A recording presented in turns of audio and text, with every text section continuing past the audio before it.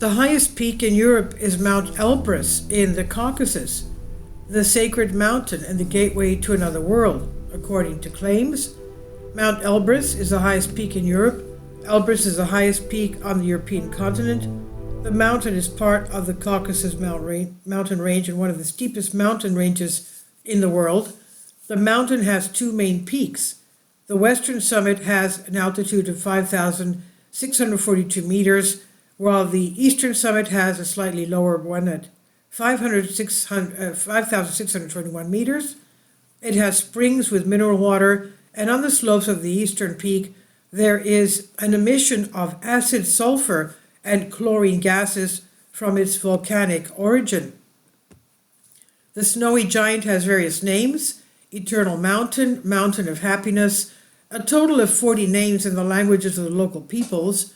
However, the word Elbrus, in translation from the Turanian language, means mountain around which clouds revolve. Elbrus is associated with secrets. This mountain is considered by climbers to be the most mysterious on Earth. On its northern slope, at an altitude of 2 kilometers, there is a completely leveled area of the so-called German airfield. They say that by order of Hitler, they took Tibetan monks there to learn the future.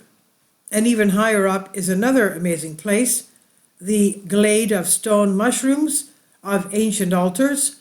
People who have visited this place say that strange sounds are often heard in the glade. And finally, it's said that only people with a pure soul can climb it, otherwise the mountain itself does not allow them to move forward.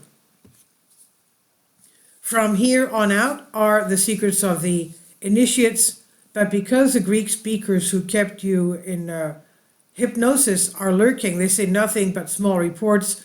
They even disappeared historical videos from areas concerning the Ahnenerbe missions from Germany.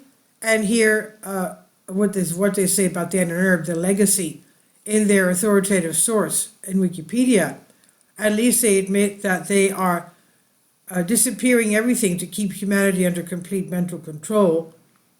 Now, it is impossible for anyone to come into contact and get information from the Ahnenerbe material that has been saved. Are they that afraid? But they're not talking about what is going on there. It could be conspiracy theorists, they say. Now, for the simple reason that they refute what you know about the world, nature, and history of the earth, as well as what they are teaching that is not the complete truth,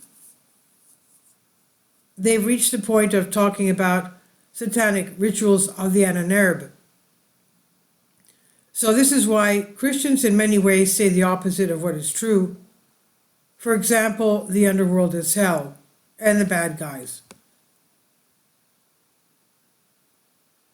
While in ancient times they took walks in the underworld, and in the Buddhist religion that has no influence from others, they say the same as the ancients. And for Shambhala, that to enter there you must have a pure soul, as well as to enter from the insurgent. Admiral Byrd said the same thing. And despite these facts, Christians claim that priesthoods tell them, and then they even accuse us of being atheists. Now, to this point, the Germans supposedly had a relationship with evil aliens who gave them technology. In August of 1942, soldiers of the Wehrmacht Alpine Division managed to raise the Nazi flag on the western peak of Mount Elbrus, and those who participated were awarded the Iron Cross. Also on the mountain were members of the Ahnenerbe, not for a military-type mission, but for another reason. Was it perhaps to have sightings of extraterrestrials or UFOs? Please leave your comments about this, and thank you for your support. Support my Patreon account. The daily posts are 5 videos daily, and they are totally different from what I have on my YouTube channel. Thank you so much for your support, and that you find all my content so interesting. You'll find the Patreon account details in the description box below.